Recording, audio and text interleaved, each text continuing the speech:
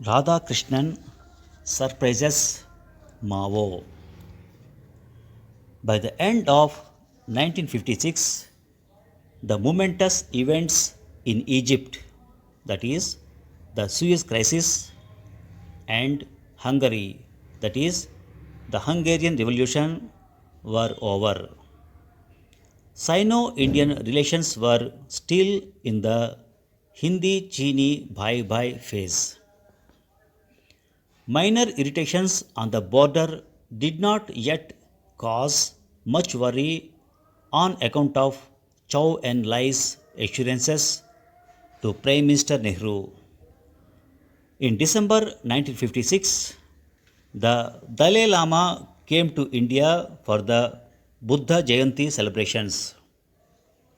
Chow en Lai was also in India and did not take kindly to the warm reception given to His Holiness Dalai Lama, who was keen to stay in India. Both prime ministers advised him to return to Tibet.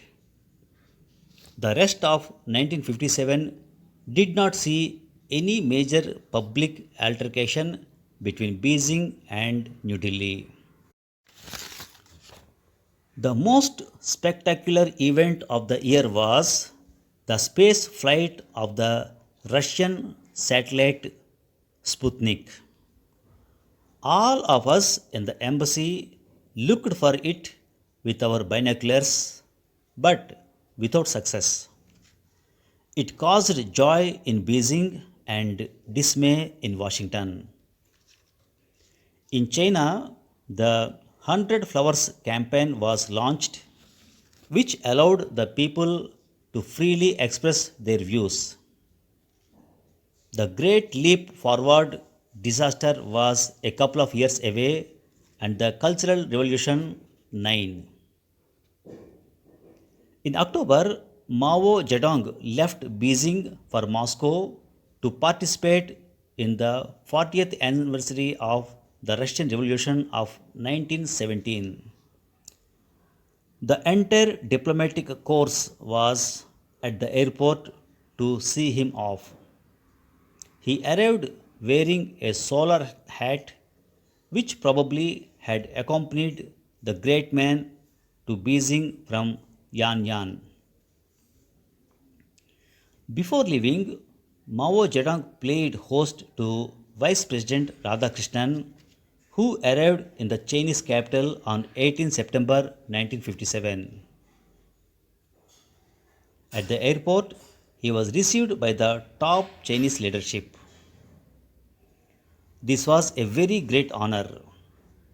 The Chinese had done their homework. Radhakrishnan was, for them, not only the Vice President of India, but also a world class philosopher. He had been ambassador to the Soviet Union between 1949 and 1952. The highlight of his Moscow stay was a meeting with Stalin, who had not received Mrs. Vijayalakshmi Pandit, Radhakrishnan's predecessor.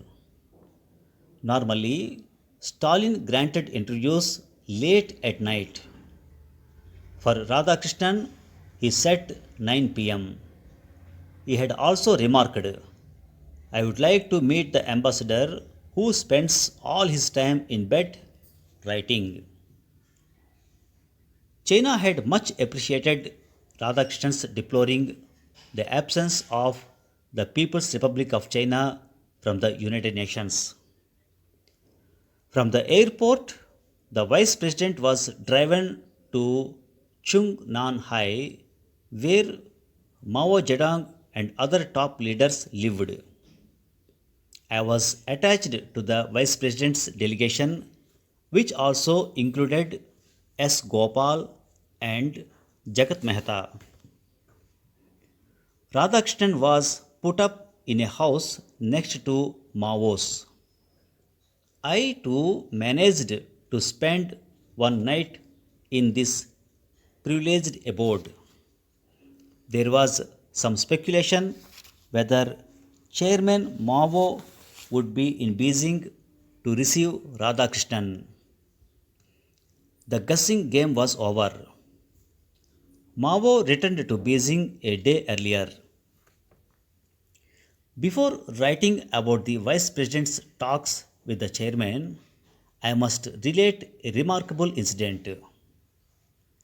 While Chow and Lai had a way of entrancing people but being elastic at the same time, Mao Zedong was made of a different metal. No one disagreed with him. He had a powerful mind. He was a poet and a voracious reader. What was unique was his personal will, and that will he made sure was executed. Writer and Nobel Peace Prize recipient Henry Kissinger was mesmerized when he first met Mao. Theodore White, an American correspondent in China before 1949, has written that Mao's will, with the exception of Lenin, was the most formidable will of the 20th century. Many world leaders called on Mao, including President Nixon. Mao never returned the compliment. When Dr. Radhakrishnan called on Mao Zedong, he was received in the courtyard of the chairman's house. Chow and Lai was also present. After shaking hands, the vice president patted Mao on his left cheek. The chairman had never been subjected to such familiarity. He was momentarily taken aback. The vice president was quick to put Mao at ease by saying, Mr. Chairman, don't be alarmed. I did the same thing to Stalin and the Pope. What an exit line. In the Mao Radhakrishnan talks, no serious problems were raised. Taiwan did figure. Dr. Radhakrishnan said that the Taiwan problem would no doubt be solved peacefully. Time was on China's side. Mao made a startling observation. China was willing to wait 100 years. The vice president asked about peaceful coexistence. Mao said he was for it. Dr. Radhakrishnan was a bit didactic. The professor in him put aside the political nitty-gritties. To Dr. Radhakrishnan's observation that if India and China stood together, the world would take note of it. Mao said that if India and China stood together for 20 years, no one would be able to make us go on different paths. 20 years were reduced to 5 when China attacked India in 1962. But that is another story. Thank you very much. Now, some of their words and their meanings. By the end of 1956, the momentous events in Egypt and Hungary were over. Momentous means of great importance or significance, especially in having a bearing on future events. The rest of 1957 did not see any major public altercations between Beijing and New Delhi. Altercation means a noisy argument or disagreement, especially in public. The most spectacular event of the year was the space flight of the Russian satellite Sputnik. All of us in the embassy looked for it with our binoculars, but without success. It caused joy in Beijing and dismay in Washington. Dismay means a feeling of unhappiness and disappointment. Very worried. China had much appreciated Radhakrishnan's deploring the absence of the People's Republic of China from the United Nations. Deploring means to say or think that something is very bad. Mao was a poet and a voracious reader.